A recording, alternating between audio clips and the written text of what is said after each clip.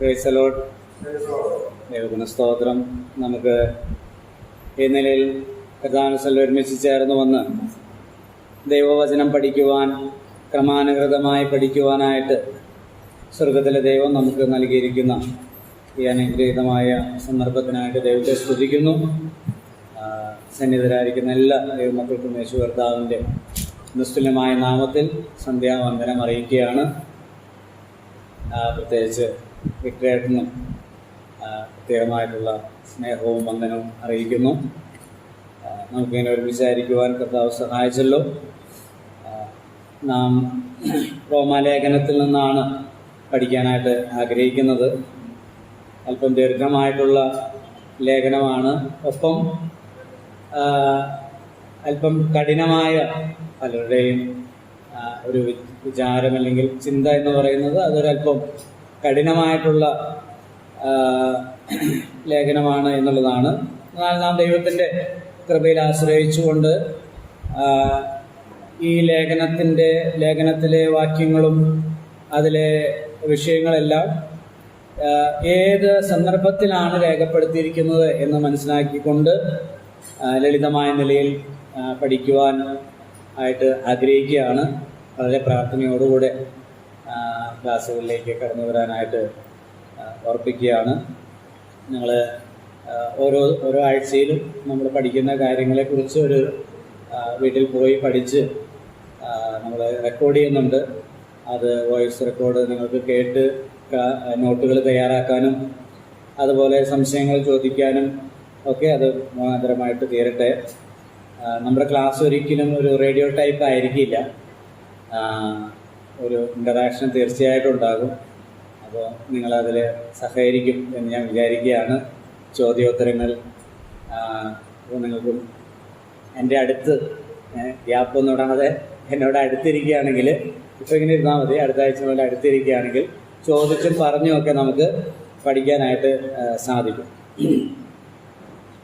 ഒരു പ്രസംഗ രീതി ഒരിക്കലും ആയിരിക്കില്ല. അങ്ങനെ നിങ്ങൾ ഒരിക്കലും പ്രതീക്ഷിക്കരുത്. പ്രസംഗമായിരിക്കില്ല.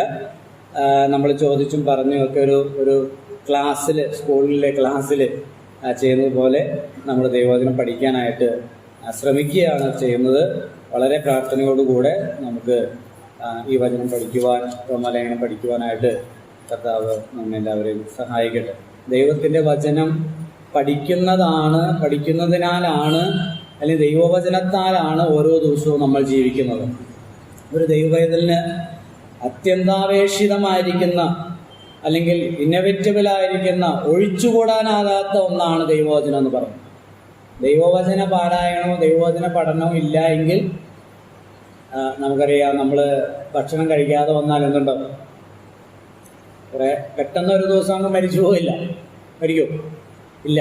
അത് കുറേശ്ശെ ആയിട്ട് ക്ഷീണിച്ച് രോഗങ്ങൾ ബാധിച്ച് നാശത്തിലേക്ക് പോകാനായിട്ട് ഇടയായിട്ട്. അതുപോലെ തന്നെയാണ് കർത്താവ് പറഞ്ഞല്ലോ, മനുഷ്യൻ അപ്പം കൊണ്ട് മാത്രമല്ല ദൈവത്തിൻ്റെ വായിൽ നിന്ന് വരുന്ന സകല വചനം കൊണ്ടും ജീവിക്കും. ആത്മീയമായി ജീവിക്കുവാൻ, ഈ ലോകത്തിൽ ഒരു ദൈവവേദലായിട്ട് ജീവിക്കാനായിട്ട് നമ്മെ പ്രേരിപ്പിക്കുന്ന, നമ്മെ ശക്തീകരിക്കുന്ന ഘടകങ്ങളിൽ അതിപ്രധാനമായിട്ടുള്ള ഒന്നാണ് ദൈവവചനം എന്ന് പറയുന്നത്. കർത്താവ് നമ്മെ സഹായിക്കട്ടെ. റോമാലേഖനത്തിലേക്ക് നമുക്ക് വരാം. റോമാലേഖനം എന്ന് പറയുന്നത്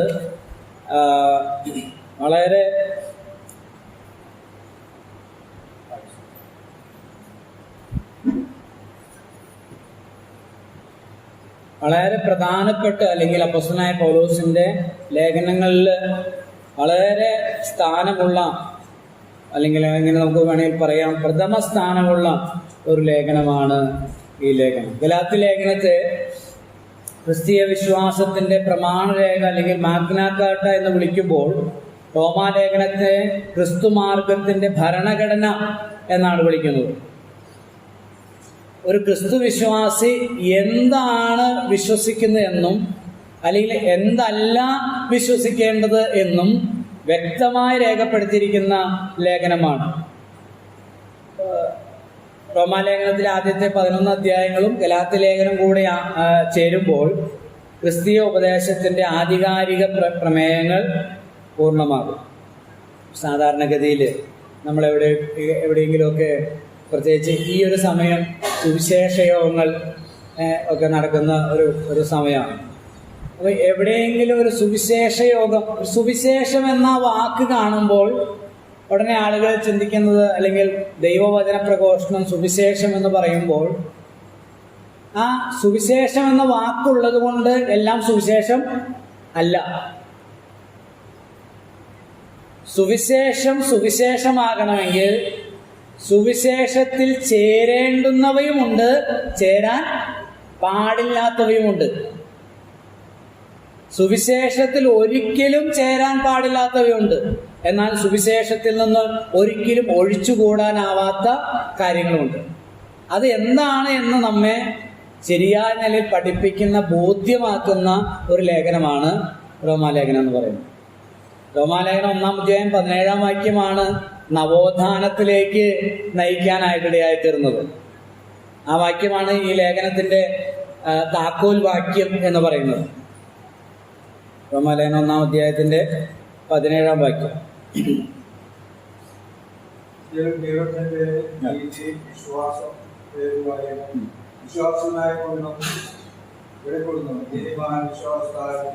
ആ നീതിമാൻ വിശ്വാസത്താൽ ജീവിക്കും. വിശ്വാസത്താൽ ജീവിക്കും എന്ന് പറഞ്ഞാൽ എന്താ? ജീവിക്കണമെങ്കിൽ വിശ്വാസം വേണം, അതാണോ? നീതിമാനായി തീരണമെങ്കിൽ അതെന്തിനാലാണ്? വിശ്വാസത്താലാണ്. റോമാലേഖനത്തിലെ പ്രമേയം അതാണ്. എന്താണ്? വിശ്വാസത്താലുള്ള നീതീകരണം. ഗലാത്യലേഖനത്തിലെ പ്രമേയം അത് തന്നെയാണ്, വിശ്വാസത്താലുള്ള നീതീകരണം. അതുകൊണ്ടാണ് പറഞ്ഞത് റോമാലേഖനത്തിലെ ആദ്യത്തെ 11 അധ്യായങ്ങളും ഗലാത്യലേഖനവും കൂടി ചേരുമ്പോൾ ക്രിസ്തീയ പ്രമാണത്തിൻ്റെ, അല്ലെങ്കിൽ ക്രിസ്തീയ വിശ്വാസത്തിൻ്റെ അടിസ്ഥാന പ്രമാണങ്ങളിൽ പൂർണ്ണമാണ്. അപ്പോൾ അത് പഠിച്ചിരിക്കേണ്ടത് വളരെ അത്യന്താപേക്ഷിതമാണ്. 16-ാം നൂറ്റാണ്ടിൽ ജീവിച്ചിരുന്ന മാർട്ടിൻ ലൂതർ എന്ന് പറയുന്ന മനുഷ്യൻ, അദ്ദേഹം ഒരു പുരോഹിതനും അപ്പോൾ തന്നെ ഒരു യൂണിവേഴ്സിറ്റി പ്രൊഫസറും കൂടിയായിരുന്നു, സർവകലാശാല അധ്യാപകനായിരുന്നു. അപ്പം അദ്ദേഹം ദൈവവചനം ഇങ്ങനെ വായിച്ചു വന്നപ്പോൾ, ഈ റോമാലേഖനം വായിച്ചപ്പോഴാണ് പെട്ടെന്ന് മനസ്സിലായത്, അയ്യോ, ഞാൻ ചെയ്തുകൊണ്ടിരിക്കുന്ന, അല്ലെങ്കിൽ ഞാൻ പുരോഹിതനായി നിവർത്തിച്ചു കൊണ്ടിരിക്കുന്ന കാര്യങ്ങളൊക്കെ ക്രിസ്തുവിൻ്റെ സുവിശേഷത്തിന് വിരോധമാണല്ലോ, ക്രിസ്തുവിൻ്റെ സുവിശേഷത്തിൽ ചേരാൻ പാടില്ലാത്ത കാര്യങ്ങളാണല്ലോ എന്ന് അദ്ദേഹത്തിന് മനസ്സിലായത്. അങ്ങനെ അദ്ദേഹം വീണ്ടും ആവർത്തിച്ച് വായിച്ചപ്പോൾ എനിക്ക് മനസ്സിലായി, നീതീകരണം വിശ്വാസത്താലാണ്, നീതീകരണം വിശ്വാസത്താലാണ്. അവിടെയാണ് നവോത്ഥാനം ആരംഭിക്കുന്നത്. അല്ലെങ്കിൽ നവോത്ഥാനത്തെ ഇങ്ങനെ ദേശീയദേവങ്ങൾ അതിനെക്കുറിച്ച് പറയുന്നത് നവോത്ഥാനം എന്നുള്ളതിനേക്കാൾ പൂർവീകരണം എന്നാണ്. പൂർവീകരണം പുതുതായ എന്തെങ്കിലും കാര്യങ്ങൾ കൊണ്ടുവന്നതല്ല, പിന്നെന്താ? പൂർവീകരണം. ശരിയിലേക്ക് എന്ത് ചെയ്തു? മടങ്ങിപ്പോയി, ശരിയിലേക്ക് തിരിച്ചു പോവുകയാണ് ചെയ്തത്. അപ്പോൾ മാർട്ടിൻ ലൂതർ എന്തെങ്കിലും പുതിയത് കൊണ്ടുവന്നതാണോ? അല്ല. വചനത്തിലുള്ള സത്യങ്ങളെ അത് മതം തമസ്കരിച്ച, മതം തങ്ങളുടെ അധികാരം ഉപയോഗിച്ച് അടിച്ചമർത്തിയ സുവിശേഷ സത്യങ്ങളെ പുറത്തു കൊണ്ടുവന്നു. അത് ലോകത്തിൻ്റെ കണ്ണിലേക്ക്, വെളിച്ചത്തിലേക്ക് അത് കൊണ്ടുവന്നു എന്നുള്ളത് മാത്രമാണ്. അപ്പോൾ അതൊരു പുതിയ കാര്യമല്ല, അത് ദൈവവചനത്തിലുള്ള കാര്യമാണ്. അപ്പോൾ ഈ വിശ്വാസത്താലുള്ള നീതീകരണം എല്ലാ കാലത്തും വെല്ലുവിളി നേരിടുന്ന ഒരു സത്യമാണ്, അല്ലെങ്കിൽ ഒരു ഉപദേശ സത്യമാണ്. എല്ലാ കാലത്തും, ഈ കാലത്തും ഉണ്ട്. നമ്മൾ ഈ റോമാലേഖനം പഠിച്ചു കഴിയുമ്പോൾ എൻ്റെ ജീവിതത്തിൽ വലിയ മാറ്റമുണ്ടാക്കിയതാണ് ഈ റോമാലേഖനം, എബ്രായ ലേഖനം, ഗലാത്യ ലേഖനമൊക്കെ. അപ്പോൾ ദൈവവചനം പഠിക്കുമ്പോൾ ഉള്ള ഒരു പ്രത്യേകത എന്ന് പറയുന്നത്, നമ്മൾ ആരാണെന്ന് നമുക്ക് ബോധ്യം വരും, ഒരു തിരിച്ചറിവുണ്ടാകും. ഈ ലേഖനം പഠിച്ചു കഴിയുമ്പോൾ നമുക്കത് ഉണ്ടാകും തീർച്ചയായിട്ടും. ആത്മാർത്ഥമായിട്ട് നമുക്കതിനൊരു പാഷൻ വേണം. നമ്മൾ നടക്കുമ്പോഴും എടുക്കുമ്പോഴും ഒക്കെ ഈ പഠിക്കുന്ന കാര്യങ്ങൾ എന്ത് ചെയ്യണം, അല്ലേ? ഒത്തിരി നമ്മൾ ജോലി ചെയ്യുന്ന സമയത്തും വീട്ടിലെ അടുക്കളയിൽ പണിയെടുക്കുമ്പോഴും ബൈക്ക് ഓടിക്കുമ്പോഴും കാർ ഓടിക്കുമ്പോഴും അല്ലെങ്കിൽ പിന്നെ ഓട്ടോ ഓടിക്കുമ്പോഴും ഒക്കെ എന്ത് ചെയ്യാം? ചിന്തിക്കാം. ഞാനിങ്ങനെ സാധാരണ പറയാറുണ്ട്, പറമ്പിൽ, ഞങ്ങൾക്ക് പറമ്പൊക്കെ ഉണ്ട്, അപ്പോൾ പറമ്പിൽ പണിയെടുക്കുമ്പോൾ നമ്മൾ റോമാലേഖനത്തിലാണ്. അതിങ്ങനെ നമ്മൾ ചിന്തിച്ചുകൊണ്ടിരിക്കും. അപ്പോൾ നമുക്ക് അതൊരു ആസ്വാദ്യകരമായിട്ട് തീരാനായിട്ട് സാധിക്കും. തീർച്ചയായിട്ടും നിങ്ങൾ ചോദ്യങ്ങൾ ചോദിക്കണം, അതെനിക്ക് സന്തോഷമാണ്.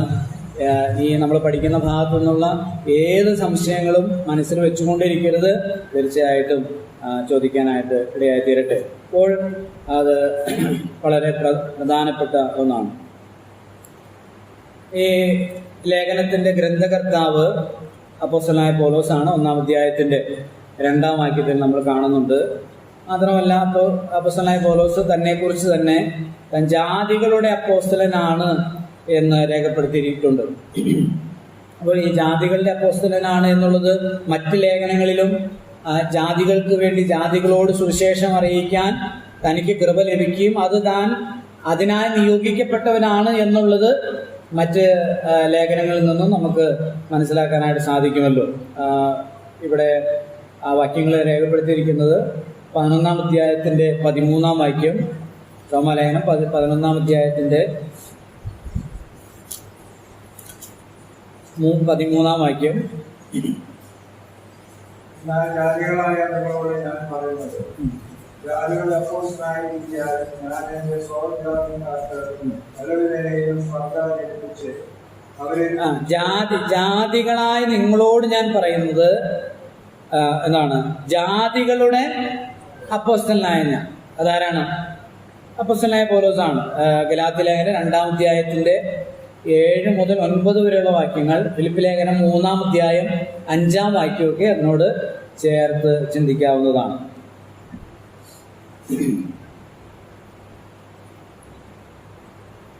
ഈ ലേഖനം എഴുതിയ കാലം, രചനാകാലം, സ്ഥലം എന്ന് പറയുന്നത് അപ്പോസ്തലനായ പൗലോസിൻ്റെ 3-ാം മിഷണറി യാത്രയുടെ ഒടുവിൽ, അപ്പോസ്തലനായ പൗലോസിൻ്റെ 3-ാം മിഷണറി യാത്രയുടെ ഒടുവിൽ കൊരിന്തിൽ വെച്ചാണ് ഈ ലേഖനം എഴുതിയിട്ടുള്ളത്. ചില വാക്യങ്ങൾ ഞാൻ പറയാം, അത് നിങ്ങൾ കുറിച്ചെടുത്താൽ മതി, അധികം ഞാനത് വിശദീകരിക്കുന്നില്ല.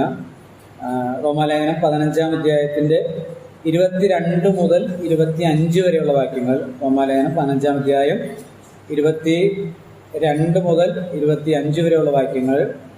അതുപോലെ അതിൻ്റെ തന്നെ 26, 27, 28 വാക്യങ്ങൾ. റോമാലേഖനം 16-ാം അധ്യായത്തിൻ്റെ 1-ാം വാക്യം, റോമർ 16-ന്റെ 1. റോമാലേഖനം 16-ന്റെ 1 നമ്മൾ വായിക്കുന്നത്, നമ്മുടെ സഹോദരിയും കെങ്ക്രയ സഭയിലെ ശുശ്രൂഷക്കാരത്തിയുമായ ഫേബയെ നിങ്ങൾ വിശുദ്ധന്മാർക്ക് യോഗ്യമാവണ്ണം കർത്താവിന്റെ നാമത്തിൽ കൈക്കൊണ്ട് അവൾക്ക് നിങ്ങളുടെ സഹായം വേണ്ടുന്ന ഏത് കാര്യത്തിലും സഹായിക്കേണ്ടതിന് ഞാൻ നിങ്ങളെ വരമേൽപ്പിക്കുന്നു എന്നാണ്. അപ്പോൾ കെങ്ക്രയ സഭയിലെ സഹോദരിയാണ്.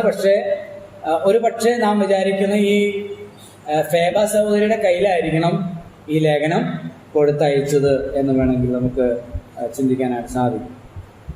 ഏകദേശം AD 57-59 കാലഘട്ടത്തിലാണ് ഈ ലേഖനം എഴുതുന്നത്. ഈ ലേഖനത്തിന്റെ സ്വീകർത്താക്കളായ റോമയിലുള്ള വിശുദ്ധന്മാർ, അവര് ജാതികളിൽ നിന്ന് വിശ്വാസത്തിലേക്ക് വന്നവരാണ് എന്ന് നമുക്ക് മനസ്സിലാക്കാനായിട്ട് സാധിക്കും. 1-ാം അധ്യായത്തിന്റെ 6-ാം വാക്യം, 1-ാം അധ്യായത്തിന്റെ 6-ാം വാക്യം.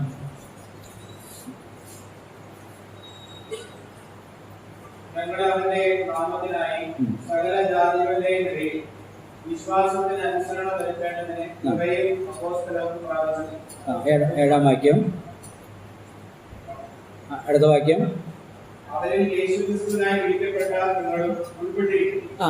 അപ്പോസ്തലനായ പൗലോസ് തന്നെ പരിചയപ്പെടുത്തുമ്പോൾ പറയുന്ന ഒരു പ്രസ്താവനയാണ്, യേശുക്രിസ്തുവിനാൽ ഞങ്ങൾക്ക് കൃപയും അപ്പോസ്തലത്വവും ലഭിച്ചു. അതെന്തിനു വേണ്ടിയാ? സകല ജാതികളുടെയും ഇടയിൽ ക്രിസ്തുവിന്റെ സുവിശേഷത്തിന് അനുസരണം വരുത്തേണ്ടതിന് വേണ്ടിയിട്ടാണ്. സകല ജാതികളുടെയും ഇടയിൽ, അതിലാരും ഉൾപ്പെടുന്നു? നിങ്ങളും. ഓക്കെ, മറ്റു ചില വാക്യങ്ങൾ വായിക്കാം. 13-ാം വാക്യം.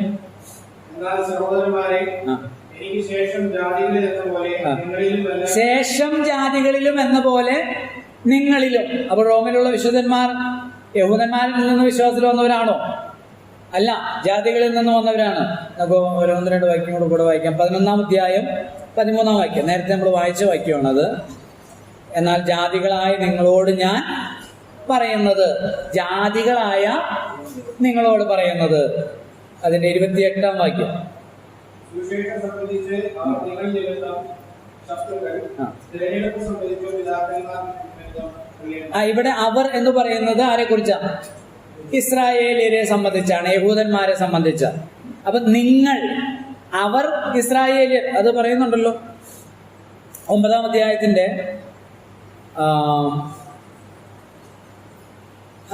അതിന്റെ 4-ാം വാക്യം. അവർ ഇസ്രായേലിയർ, പുത്രത്വവും തേജസ്സും നിയമങ്ങളും ന്യായപ്രമാണവും ആരാധനയും വാഗ്ദത്തങ്ങളും അവർക്കുള്ളത്. അവിടെ ഈ അവർ എന്ന് പറയുന്നത് ഇസ്രായേലർ, യഹൂദന്മാരെ സംബന്ധിച്ചും.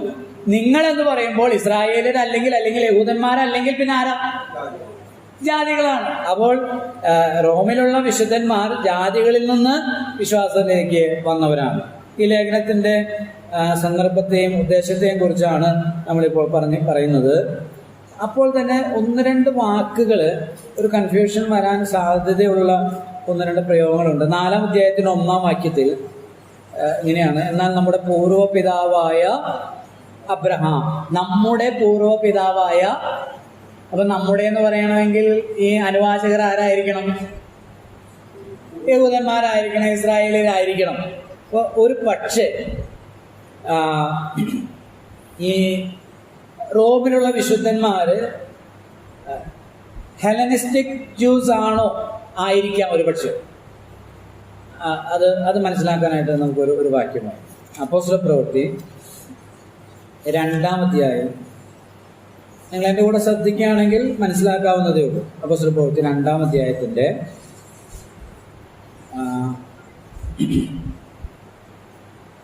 9 മുതലുള്ള വാക്യം. ഭക്തരും മേദ്യരും ഏലാമ്യരും മെസൊപ്പൊട്ടേമിയയിലും യഹൂദയിലും കപ്പദോക്യയിലും പൊന്തോസിലും ആസ്യയിലും തുർക്കയിലും പംഫിലിയയിലും മിസ്രയീമിലും കുറേനയ്ക്ക് ചേർന്ന വിദ്യാപ്രദേശങ്ങളിൽ പാർക്കുന്നവരും റോമയിൽ നിന്ന് വന്ന് പാർക്കുന്നവരും യഹൂദന്മാരും യഹൂദ മതാനുസാരികളും മതി. അവിടെ നമ്മൾ വായിക്കുന്നത് യഹൂദന്മാരും പിന്നെന്താ,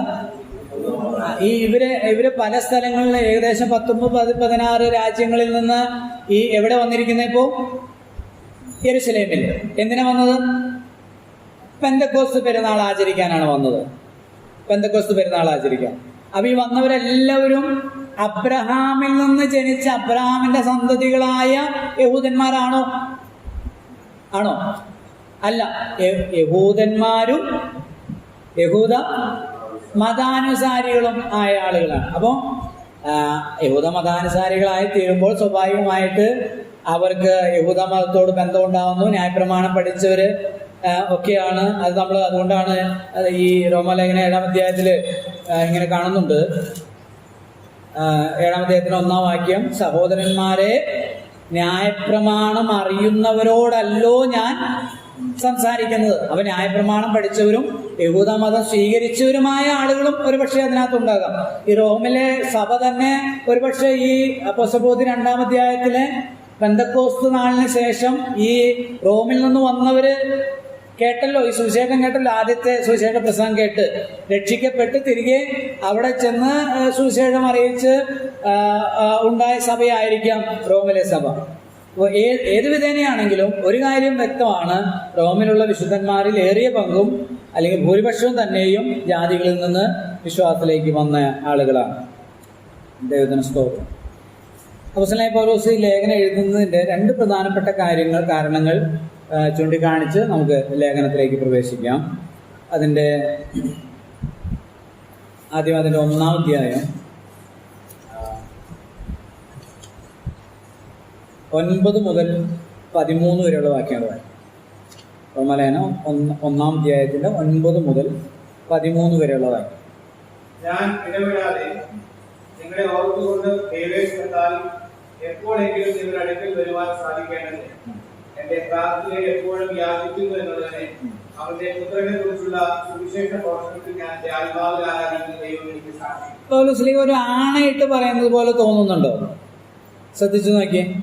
ഞാൻ 9-ാം വാക്യം, ഞാൻ ഇടപെടാതെ നിങ്ങളെ ഓർത്ത് ദൈവേഷ്ടത്താൽ എപ്പോഴെങ്കിലും നിങ്ങളുടെ അടുക്കൽ വരുവാൻ സാധിക്കേണ്ടതിന് എന്റെ പ്രാർത്ഥനയിൽ എപ്പോഴും യാചിക്കുന്നു എന്നുള്ളതിന് അവന്റെ പുത്രനെ കുറിച്ചുള്ള സുവിശേഷ ഘോഷണത്തിൽ ഞാൻ എന്റെ ആത്മാവിൽ ആരാധിക്കുന്ന ദൈവം എനിക്ക് സാക്ഷി.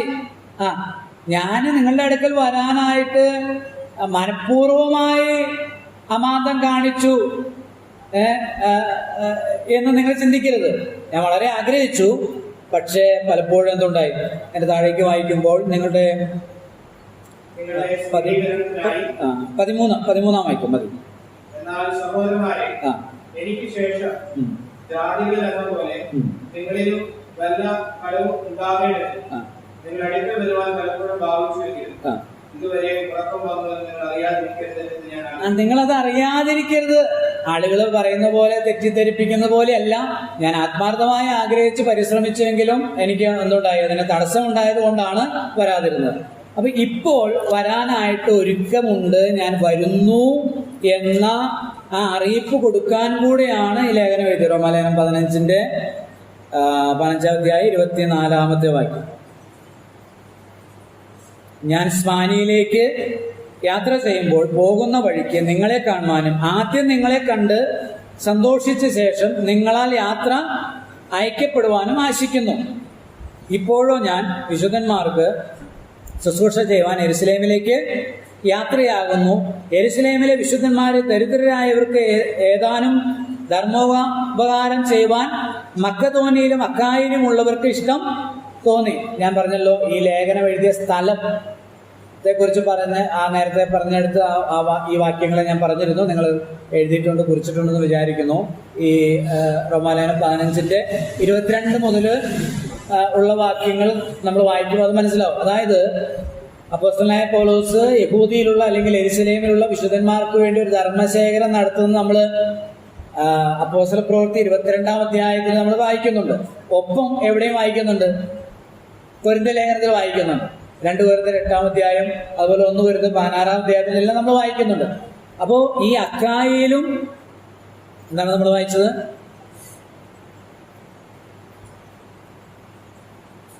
25-ാം വാക്യം. ഇപ്പോഴോ ഞാൻ വിശുദ്ധന്മാർക്ക് ശുശ്രൂഷ ചെയ്യുവാൻ യെരുശലേമിലേക്ക് യാത്രയാകുന്നു. യെരുശലേമിലെ വിശുദ്ധന്മാർ ദരിദ്രരായവർക്ക് ഏതാനും ധർമ്മോപകാരം ചെയ്യുവാൻ മക്കതോനിയിലും അക്കായിലും ഉള്ളവർക്ക് ഇഷ്ടം തോന്നി. അവർക്ക് ഇഷ്ടം തോന്നിയെന്ന് മാത്രമല്ല, അത് അവർക്ക് കടവും ആകുന്നു. അപ്പോൾ 21-ാമത്തെ വാക്യം, ഞാനത് നിവർത്തിച്ച് ഈ ഫലം അവർക്ക് ഏൽപ്പിച്ച് ബോധ്യം വരുത്തിയ ശേഷം നിങ്ങളുടെ വഴിയായി സ്പാനിയിലേക്ക് പോകും. അപ്പോ ഈ ധർമ്മശേഖരം, ഈ കളക്ഷൻ നടന്നുകൊണ്ടിരിക്കുകയാണ്. ഇത് എവിടെ ഏൽപ്പിക്കും? എനിക്കിഷ്ടപ്പെട്ട ഒരു വാക്ക് അതിനകത്തുണ്ട്. അവരെ ഏൽപ്പിച്ച് ബോധ്യം വരുത്തിയ ശേഷം, പിന്നീട് നമുക്ക് ചിന്തിക്കാം. ഏൽപ്പിച്ച് ബോധ്യം വരുത്തിയിട്ട് ഞാൻ എവിടേക്ക് പോകും? നിങ്ങൾ വഴിയായി സ്പെയിനിലേക്ക് പോകും. റോം വഴിയായിട്ട് എങ്ങോട്ട് പോകും? സ്പെയിനിലേക്ക്. അത് പറയുന്നുണ്ടല്ലോ, എനിക്ക് ഈ ദേശത്ത് ഇനി സ്ഥലമില്ലായകയാലും എന്ന് പറയുന്നുണ്ട്. യെരുശലേം 19-20 വാക്യങ്ങളിൽ. അങ്ങനെ ഞാൻ യെരുശലേം മുതൽ ഇല്ലുരിയ ദേശത്തോളം ചുറ്റി സഞ്ചരിച്ച് ക്രിസ്തുവിന്റെ സുവിശേഷ ഘോഷണം പൂരിപ്പിച്ചിരിക്കുന്നു എന്ന് പറയുന്നുണ്ട്. അതിന്റെ മുകളിലത്തെ ഭാഗങ്ങളിൽ നമ്മളത് വായിക്കുന്നുണ്ട്. അപ്പോൾ 23-ാമത്തെ വാക്യത്തിലാണ്, 22-23. അതുകൊണ്ട് തന്നെ ഞാൻ നിങ്ങളുടെ അടുക്കൽ വരുന്നതിന് പലപ്പോഴും മുടക്കം വന്നു. ഇപ്പോഴോ എനിക്ക് ഈ ദിക്കുകളിൽ ഇനി സ്ഥലമില്ലായകയാൽ അങ്ങോട്ട് വരുവാൻ അനേക സംവത്സരമായ വാഞ്ച ഉണ്ടാകൊണ്ടും. അപ്പൊ നിങ്ങളുടെ അടുക്കിലേക്ക് ഞാൻ വരും. അത് പറയാനും കൂടിയാണ് ഈ ലേഖനം എഴുതുന്നത്. എന്നാൽ അങ്ങനെ ചെല്ലുമ്പോൾ അപ്പോസ്തലനായ പൗലോസിനെ കുറിച്ച് വളരെയധികം ആരോപണങ്ങൾ, തെറ്റിദ്ധാരണകൾ ആ കാലഘട്ടങ്ങളിൽ ഉള്ള എല്ലാ സഭകളിലും ഉണ്ടായിരുന്നു. എന്തായിരുന്നു തെറ്റിദ്ധാരണ? എന്തെങ്കിലും ധാരണയുണ്ടോ? തെറ്റിദ്ധാരണ എന്തായിരുന്നു എന്നുള്ളതിനെ കുറിച്ച് ശരിയായ എന്തെങ്കിലും ധാരണയുണ്ടോ? താൻ ന്യായപ്രമാണം, ഈ പൗലോസ്ലീഹ ഇതും കൂടെ ചേർത്ത് പറഞ്ഞു കേട്ടോ, എന്നെ ചേട്ടൻ പറഞ്ഞതിനെ കൂടി ചേർത്ത് പറയും. ഈ അപ്പോസ്തലൻ പറയുന്നു, ഞാൻ ജെറുസലേമിലേക്ക് പോയി ഇപ്പോൾ നടത്തുന്ന ധർമ്മശേഖരം അവർക്ക് എന്ത് ചെയ്യും? കൊടുക്കും. കൊടുത്തിട്ട് ഞാൻ നിങ്ങൾ വഴിയായി സ്പെയിനിലേക്ക് പോകുമെന്നാണ് പറഞ്ഞത്. അപ്പോൾ ഇത് കൊടുത്തു എന്നുള്ളത് ശരിയാണ്, നമ്മളത് കാണുന്നുണ്ട്. അപ്പോൾ സംഭവത്തിൽ 22 മുതൽ 26 വരെയുള്ള അധ്യായങ്ങൾ വായിക്കുമ്പോൾ താൻ അവിടെ ചെന്നു, ഇത് ധർമ്മശേഖരെ ഏൽപ്പിച്ചു. പക്ഷേ തനിക്ക് താൻ ഉദ്ദേശിച്ചതുപോലെ റോമിലേക്ക് പോകാൻ കഴിഞ്ഞില്ല. അവിടെ വെച്ച് താൻ എന്ത് ചെയ്തു? പിടിക്കപ്പെട്ടു. യെരുസലേമിൽ വെച്ച് പിടിക്കപ്പെട്ടു. യെരുസലേം ദേവാലയത്തിൽ വെച്ച് താൻ പിടിക്കപ്പെട്ട് പിന്നെ ബന്ധനസ്ഥനായിട്ടാണ് എങ്ങോട്ട് പോകുന്നത്? റോമിലേക്ക് പോകുന്നത്. അപ്പൊ പിടിക്കപ്പെട്ടപ്പോൾ അപ്പോസ്തലനായ പൗലോസിന്റെ മേൽ ചാർത്തിയ 3 കുറ്റങ്ങളിൽ ഒരു പ്രധാന കുറ്റമാണ് ഇപ്പോൾ നേരത്തെ ചേട്ടൻ പറഞ്ഞത്. എന്താണ്? ന്യായപ്രമാണത്തിന് വിരോധമായി സംസാരിക്കുന്നു. ന്യായപ്രമാണ വിരോധിയാണ്, ന്യായപ്രമാണത്തിന് വിരോധമായി സംസാരിക്കുന്നു. അതുപോലെ ഈ യെരുസലേം നഗരത്തിന് എതിരായി സംസാരിക്കുന്നു. ഇതിനെ അട്ടിമറിക്കാനായിട്ട് ശ്രമിക്കുന്ന ഒരാളാണ്.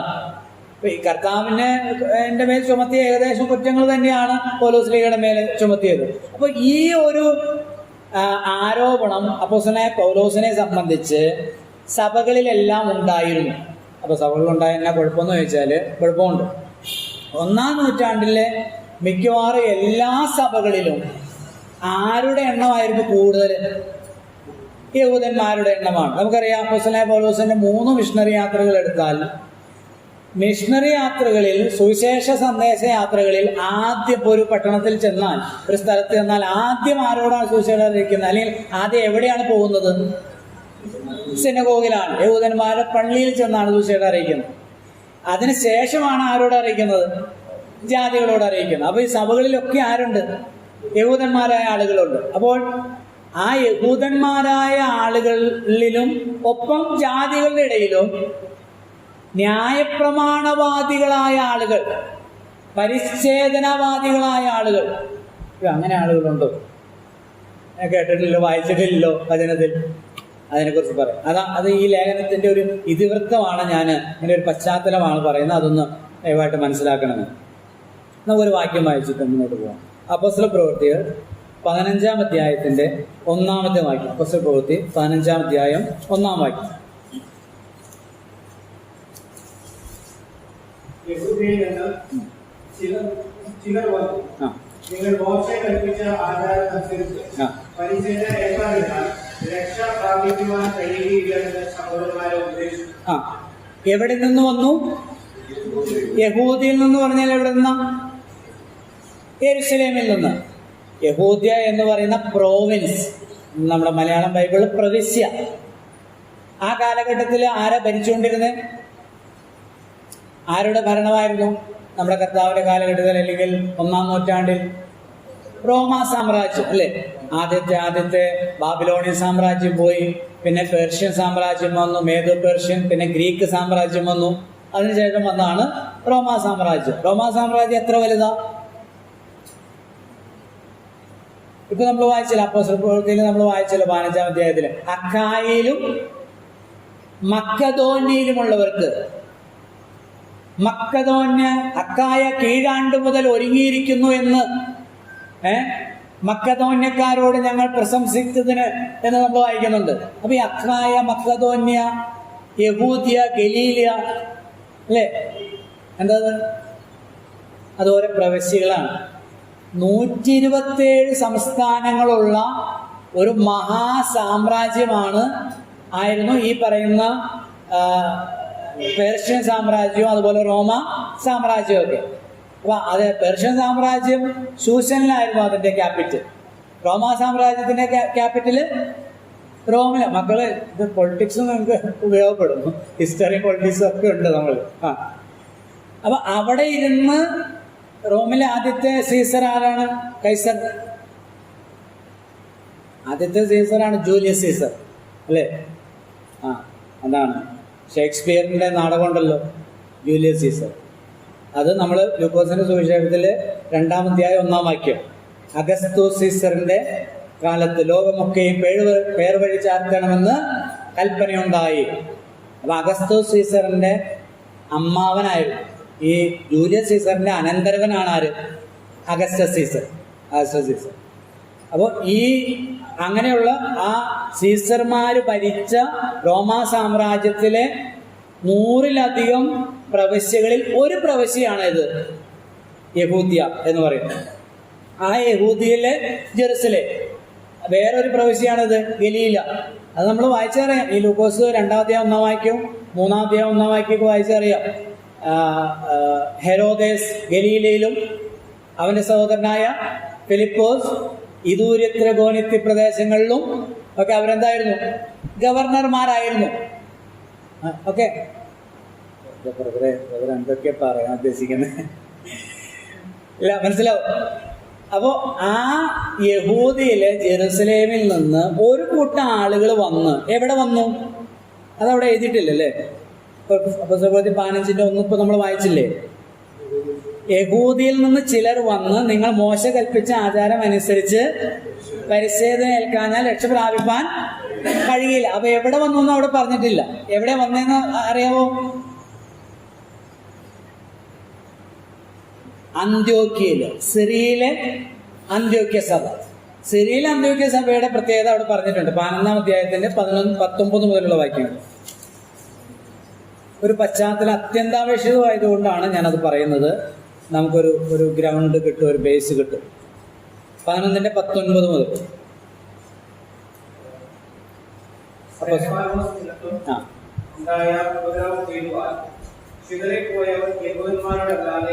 മറ്റാരോടും വചനം സംസാരിക്കാതെ ഫൊയ്നീക്യ, കുപ്രോസ്, അന്ത്യോക്യ എന്നീ പ്രദേശങ്ങളോട് സഞ്ചരിച്ചു. അവരിൽ ചിലർ കുപ്രോസുകാരും കുറേനക്കാരുമായിരുന്നു. അവർ അന്ത്യോക്യയിൽ എത്തിയ ശേഷം യവനന്മാരോടും കർത്താവായ യേശുവിനെ കുറിച്ചുള്ള സുവിശേഷം മതി.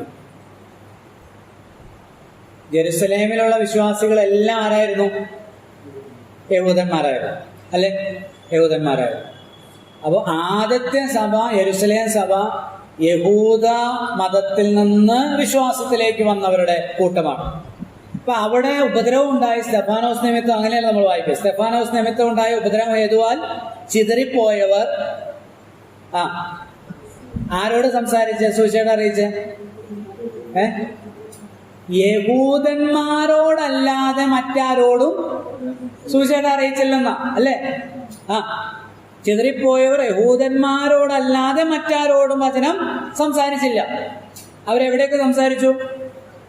ഫൊയ്നീക്യ, കുപ്രോസ്, അന്ത്യോക്യ എന്നീ പ്രദേശങ്ങളോളം സഞ്ചരിച്ചു. അവരിൽ ചിലർ കുപ്രോസ്കാരും കുറേനക്കാരുമായിരുന്നു. അവർ അന്ത്യോക്യയിൽ എത്തിയ ശേഷം യേശുവിനെ കുറിച്ചുള്ള സുവിശേഷം അറിയിച്ചു. ഇത് നിങ്ങൾ വീട്ടിൽ ബാക്കി വെച്ചാൽ മതി. അപ്പൊ ആദ്യമായിട്ട് ജാതികളോട് സുവിശേഷം അറിയിക്കുന്നത് എവിടെയാണ്? സിറിയയിലെ അന്ത്യോക്യയിലാണ്. ഈ അന്ത്യോക്യയുമായി ബന്ധപ്പെട്ട കുറെ പ്രശ്നങ്ങളുണ്ട് നമ്മുടെ ഓർത്തഡോക്സ് ജാക്കോബൈറ്റുകളുടെ ഇടയിൽ.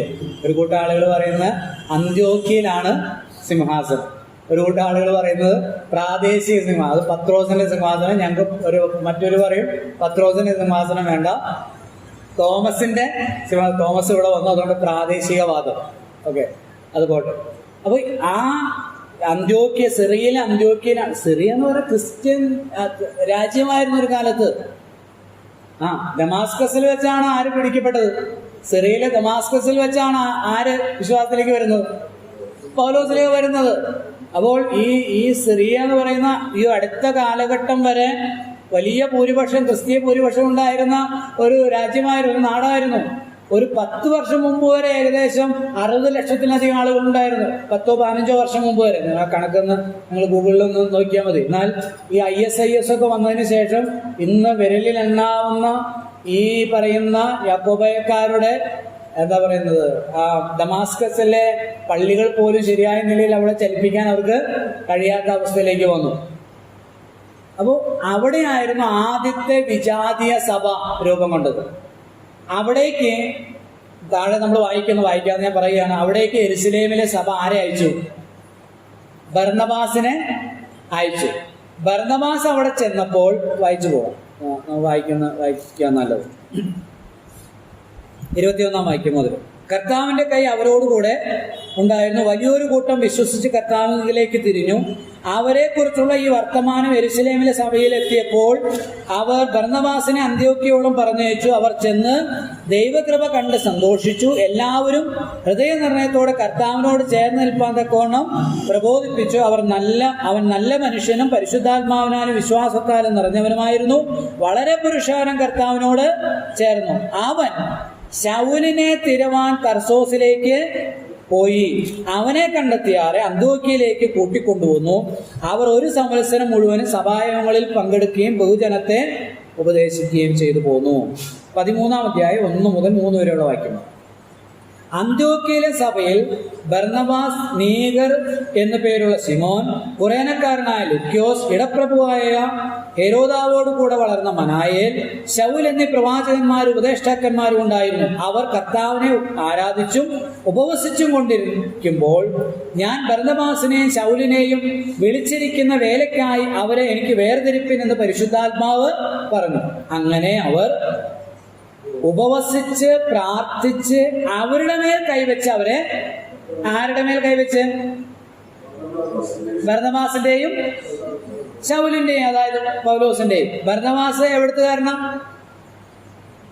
എവിടെ നിന്നാണ് അന്ത്യോക്യ സഭയിലേക്ക് വന്നത്? യെരൂശലേമിൽ നിന്ന്. പൗലോസ് ലീഗായെ അല്ലെങ്കിൽ അപ്പോസ്തലനായ പൗലോസിനെ നേരത്തെ പരിചയമുണ്ട് ബർന്നബാസിന്. അപ്പോ തനിക്ക് തന്നെ ഈ ശുശ്രൂഷ നിവർത്തിക്കാൻ കഴിയില്ല എന്ന് മനസ്സിലാക്കിയിട്ട് ബർന്നബാസ് പോയി ആരെ കൂട്ടിക്കൊണ്ടുവന്നു? പൗലോസിനെ കൂട്ടിക്കൊണ്ടുവന്ന് അവര് ഏകദേശം 1 വർഷത്തോളം ആ സഭയിൽ എന്ത് ചെയ്തു? ശുശ്രൂഷിച്ചു. സഭായോഗങ്ങളിൽ പങ്കെടുക്കുകയും ബഹുജനത്തെ ഉപദേശിക്കുകയും ചെയ്തു. സഭായോഗങ്ങളിൽ എന്ത് ചെയ്യണം? പങ്കെടുക്കണം. ഓക്കെ, ബഹുജനത്തെ ഉപദേശിക്കും. അങ്ങനെ അവര് ആത്മീയമായ ശുശ്രൂഷകളിൽ നിരന്തരമായി പങ്കെടുത്ത് മുന്നോട്ട് പോയിക്കൊണ്ടിരിക്കുമ്പോഴാണ് പരിശുദ്ധാത്മാവ് പറഞ്ഞത് ബർന്നബാസിനെയും ശൗലിനെയും എന്ത് ചെയ്യണം? ഞാൻ അവരെ പരിമേൽപ്പിച്ചിരിക്കുന്ന വേലയ്ക്കായിട്ട് അയക്കണം. അപ്പോൾ സഭയിലെ മൂപ്പന്മാരും ആയവർ അവരുടെ മേൽ കൈവച്ച് അവരെ പ്രാർത്ഥിച്ചയച്ചു. അങ്ങനെയാണ് 1-ാം മിഷണറി യാത്ര ആരംഭിക്കുന്നത്. അവിടെ 13-ാം അധ്യായത്തിന്റെ 4 മുതലുള്ള വാക്യങ്ങൾ, 13-ന്റെ 4 മുതൽ 14-ന്റെ ഒടുവിലത്തെ വാക്യം വരെ 1-ാം മിഷണറി യാത്രയാണ്. ഇനി നമ്മൾ ആ 14-ാം അധ്യായത്തിന്റെ ഒടുവിലത്തെ വാക്യങ്ങളൊന്ന് വായിക്കാം.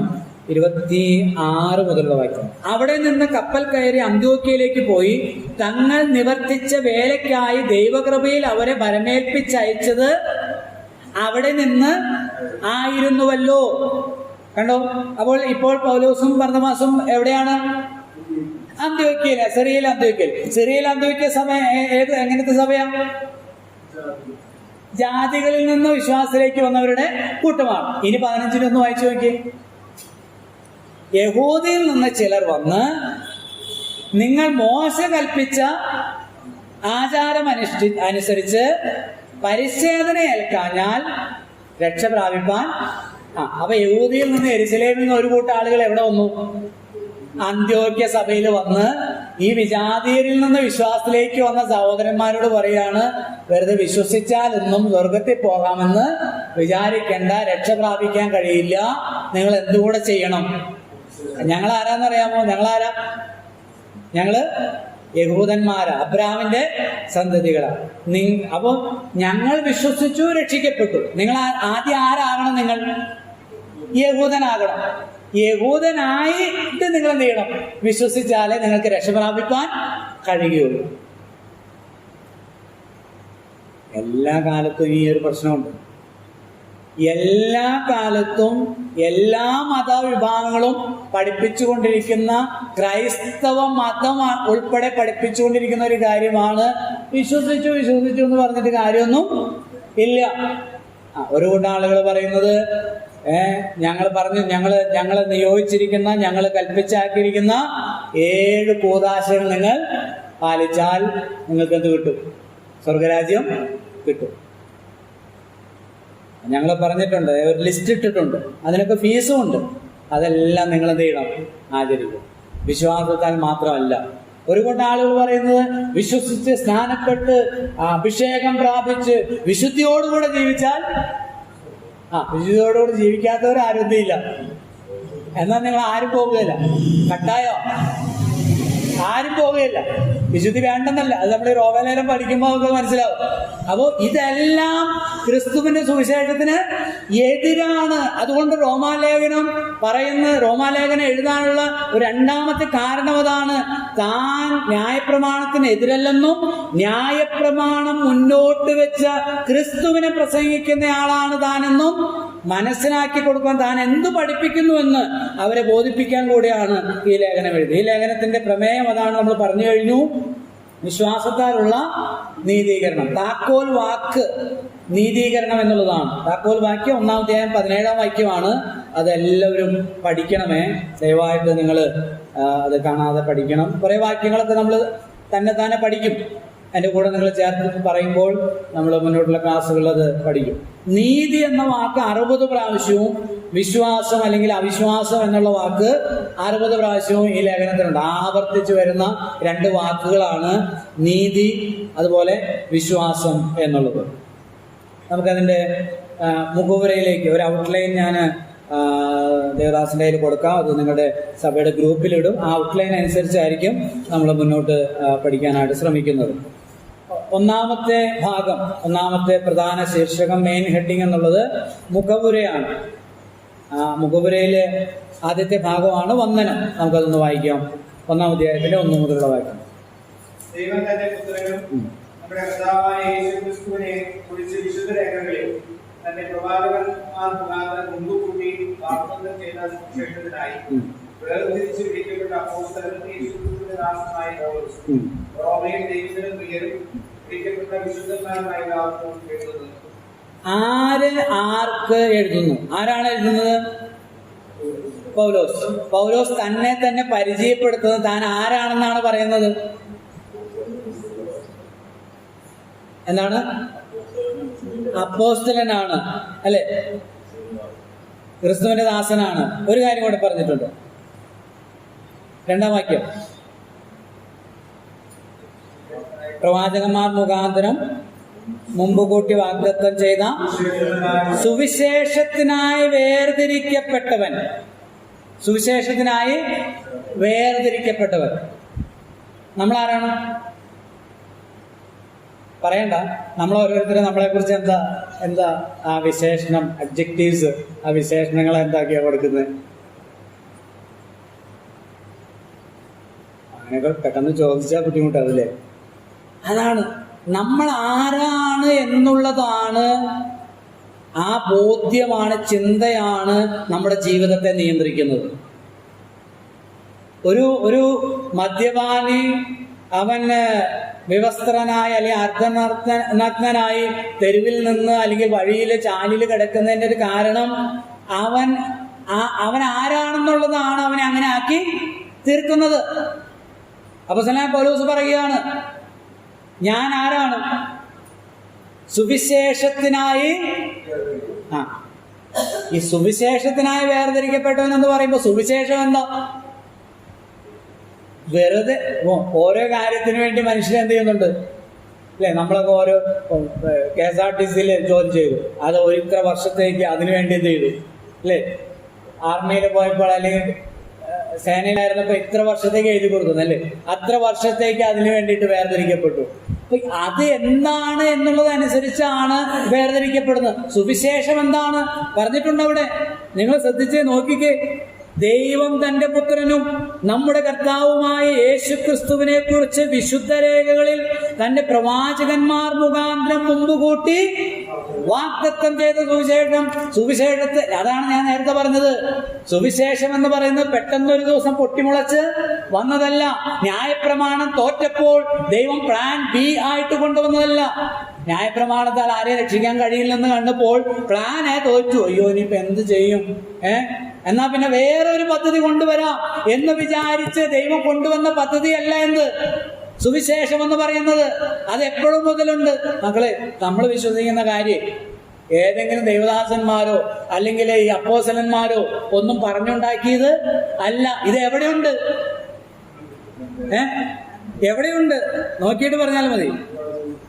യേശുക്രിസ്തുവിനെ കുറിച്ചുള്ള വിശുദ്ധ രേഖകളിൽ തന്റെ പ്രവാചകന്മാർ മുമ്പ് കൂട്ടി വാഗ്ദത്തം ചെയ്ത സുവിശേഷം. 16-ാം അധ്യായം എടുത്ത് പൗലോസ് അവിടെ ഈ ലേഖനത്തിൽ തന്നെ പറയുന്ന ഒരു കാര്യം കൂടെ പറഞ്ഞ് നിർത്താം നമുക്ക്. 16-ാം അധ്യായത്തിന്റെ 24 മുതലുള്ള വാക്യങ്ങൾ.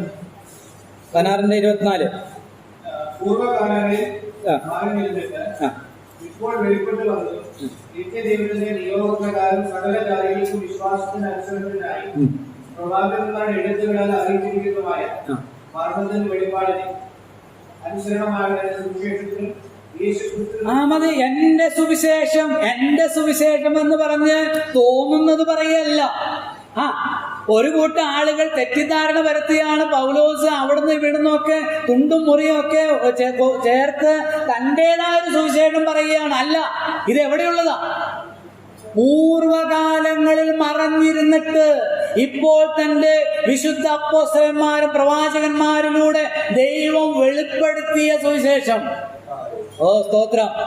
എനിക്ക് വളരെ സന്തോഷം തരുന്ന ഒരു ഭാഗമുണ്ട്. പൗലോസ്ലീഹയുടെ സാക്ഷ്യങ്ങൾ, 3 സാക്ഷ്യങ്ങൾ അപ്പോസ്തല പ്രവൃത്തിയിലുണ്ട്. അതിൽ 26-ാം അധ്യായത്തിൽ ഒന്ന് വായിച്ചു പോകാം, ഓടിച്ചൊന്ന് വായിക്കാം നമുക്ക്. 26-ാം അധ്യായം. താന് ബന്ധനസ്ഥനായി ചങ്ങല ധരിച്ചുകൊണ്ട് സാക്ഷ്യങ്ങൾ പറയുന്നുണ്ട്. നിങ്ങളത് വായിക്കണം, ഇതൊക്കെ ശ്രദ്ധിച്ചു വായിക്കണം. അങ്ങനെ ഒടുവിലായിട്ട് താൻ പ്രതിവാദം പറയുകയാണ്. എവിടെയാണ് പ്രതിവാദം പറയുന്നത്? അതായത് ഫെസ്തോസ്, അതുപോലെ അഗ്രിപ്പ രാജാവ് മുതലായവർ വന്നിരിക്കുന്ന അവരുടെ മുമ്പിൽ വെച്ച് 100 ആളുകളുടെ മുമ്പിൽ വെച്ച് താൻ പറയുകയാണ്. അത് നിങ്ങൾ 26-ാം അധ്യായം 1 മുതൽ ആ പ്രതിവാദം കാണുന്നുണ്ട്, ആ സാക്ഷ്യം കാണുന്നുണ്ട്. എന്നാൽ മുഴുവൻ വായിക്കാൻ സമയമില്ലാത്തതുകൊണ്ട് ഒടുവിലത്തെ ഭാഗം വായിക്കുകയാണ്. 20 മുതൽ 19 മുതൽ വായിക്കാം. അതുകൊണ്ട് അഗ്രിപ്പ രാജാവേ, ഞാൻ സ്വർഗീയ ദർശനത്തിന് അനുസരണക്കേട് കാണിക്കാതെ ആദ്യം ദമസ്കോസിലും യെരുശലേമിലും യഹൂദ്യദേശത്തെങ്ങുമുള്ളവരോടും പിന്നെ ജാതികളോട് മാനസാന്തരപ്പെട്ട് ദൈവത്തിങ്കിലേക്ക് തിരിഞ്ഞ മാനസാന്തരത്തിന് യോഗ്യമായ പ്രവൃത്തികൾ ചെയ്യണമെന്ന് പ്രസംഗിച്ചു. ഇത് നിമിത്തം യഹൂദന്മാർ ദേവാലയത്തിൽ വെച്ച് എന്നെ പിടിച്ചു കൊല്ലുവാൻ ശ്രമിച്ചു. എന്നാൽ ദൈവത്തിന്റെ സഹായം ലഭിക്കാൻ ഞാൻ ഇന്ന് വരെ നിൽക്കുകയും ചെറിയവരോടും വലിയവരോടും സാക്ഷ്യം പറഞ്ഞു പോരുകയും ചെയ്യുന്നു. 23-ാം വാക്യം. അതാണ് കോർ കണ്ടന്റ്. ക്രിസ്തു കഷ്ടം അനുഭവിക്കുകയും മരിച്ചവരുടെ പുനരുദ്ധാനത്തിൽ ആദ്യനായി ജനത്തോടും ജാതികളോടും വെളിച്ചമറിയിക്കുകയും ചെയ്യുമെന്ന് പ്രവാചകന്മാരും മോശയും ഭാവി കാലത്തെക്കുറിച്ച് പ്രസ്താവിച്ചതൊഴികെ വേറെയൊന്നും ഞാൻ എന്നെ പിടിക്കാനും ബന്ധിക്കാനും വിസ്തരിക്കാനും പോകുന്ന ഒരു കുറ്റവും ഞാൻ ചെയ്തിട്ടില്ല. ഈ യഹൂദന്മാർ എന്റെ നേരെ പറയുന്ന ആരോപണങ്ങളുണ്ടല്ലോ, അത് നിരർത്ഥകമാണ്. അവർ ഉയർത്തിപ്പിടിക്കുന്ന മോശയുടെയും പ്രവാചകന്മാരുടെയും അല്ല, ആ ദൈവഭക്തന്മാരെഴുതിയ സങ്കീർത്തനങ്ങളൊക്കെ പറയുന്ന ക്രിസ്തു ഉണ്ടല്ലോ, ആ ക്രിസ്തു മരിക്കുമെന്നും മരിച്ചവരിൽ ആദ്യജാതന ഉയർത്തെഴുന്നേൽക്കുമെന്നും എഴുതിയിരിക്കുന്ന വചനങ്ങളെ ഞാൻ എന്ത് ചെയ്തിട്ടുള്ളൂ, പറഞ്ഞിട്ടുള്ളൂ. ഇത്ര പറഞ്ഞപ്പോ എന്തുണ്ടായെന്നറിയാമോ? എന്താ ഉണ്ടായത്? 24-ാം വാക്യം. ഇങ്ങനെ പ്രതിപാദിക്കുക, ഫെസ്തോസ്, പൗലോസേ, നിനക്ക് ഭ്രാന്തുണ്ട്, വിദ്യാബഹുത്വത്താൽ നിനക്ക് ഭ്രാന്ത് പിടിച്ചിരിക്കുന്നു എന്ന് ഉറക്കെ പറഞ്ഞു. അതിന് പൗലോസ്, രാജശ്രീ ഫെസ്തോസേ, എനിക്ക് ഭ്രാന്തില്ല, ഞാൻ സത്യവും സുബോധവുമായ വാക്കത്രേ സംസാരിക്കുന്നത്. രാജാവിന് ഇതിനെക്കുറിച്ച് അറിവുണ്ട്. രാജാവിന് ഇതിനെക്കുറിച്ച് അറിവുള്ളത് കൊണ്ട് ഞാൻ അവനോട് പ്രാഗത്വത്തോടെ സംസാരിക്കുന്നു. അവന് ഇതൊന്നും മറവായിരിക്കുന്നില്ല. എന്ന് പറഞ്ഞാൽ അഗ്രിപ്പ രാജാവിന് തിരുവചനം അറിയാം, ന്യായപ്രമാണം അറിയാം, പ്രവാചക പുസ്തകങ്ങൾ വായിച്ചിട്ടുണ്ട്, മനസ്സിലാക്കിയിട്ടുണ്ട്. 27-ാം വാക്യം. അഗ്രിപ്പ രാജാവെ, പ്രവാചകന്മാരെ വിശ്വസിക്കുന്നു എന്ന് എനിക്ക് അറിയാം. ഉടനെ അഗ്രിപ്പ രാജാവ് എന്ത് പറഞ്ഞു? നീ അല്പം കൊണ്ട് എന്നെ, നീ ക്രിസ്ത്യാനിയായി തീരുവാൻ നീ എന്നെ അല്പം കൊണ്ട്, പൗലോസിലെ എന്ത് പറഞ്ഞു? അല്പം കൊണ്ടാകട്ടെ, അധികം കൊണ്ടാകട്ടെ, ഈ ചങ്ങല കയ്യിലുണ്ട്, ചങ്ങല കെട്ടിയിട്ടാ പറയുന്നേ. ദൈവമക്കളെ, ബന്ധനസ്ഥനായ ഒരു മനുഷ്യനുണ്ടല്ലോ, റോമാ സാമ്രാജ്യത്തിന്റെ പ്രവിശ്യയിലെ ഗവർണർമാരുടെ നടുവിൽ തീ കത്തിക്കുക, തീ. ഞാൻ വിശ്വസിക്കുന്ന സുവിശേഷം എന്താണ് എന്ന ബോധ്യം. സ്തോത്രം. അത് ഇന്നലെ ഉണ്ടായതല്ല, ആരെങ്കിലും പറഞ്ഞ് ബ്രെയിൻ വാഷ് ചെയ്ത് കൊണ്ടുവന്നതല്ല. ഇത് ദൈവം അനാദികാലം മുതലേ ആ ദൈവത്തിൽ മറഞ്ഞുകിടന്ന മർമ്മം പൂർവകാലങ്ങളിൽ ആ പ്രവാചകന്മാർക്ക് മറഞ്ഞിരുന്നിട്ട് ഇപ്പോൾ വെളിപ്പെടുത്തപ്പെട്ട സുവിശേഷം.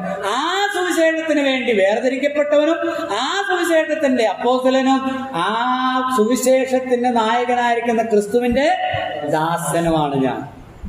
കർത്താവ് ഈ വചനങ്ങളാൽ നാം എല്ലാവരെയും അനുഗ്രഹിക്കുന്നു.